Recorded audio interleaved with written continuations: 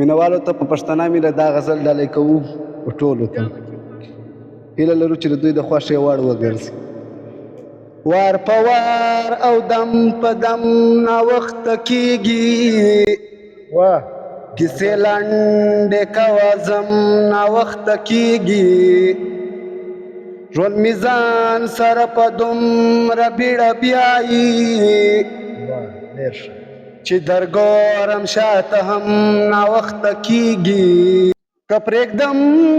یې نو زرې زرې به پروت وي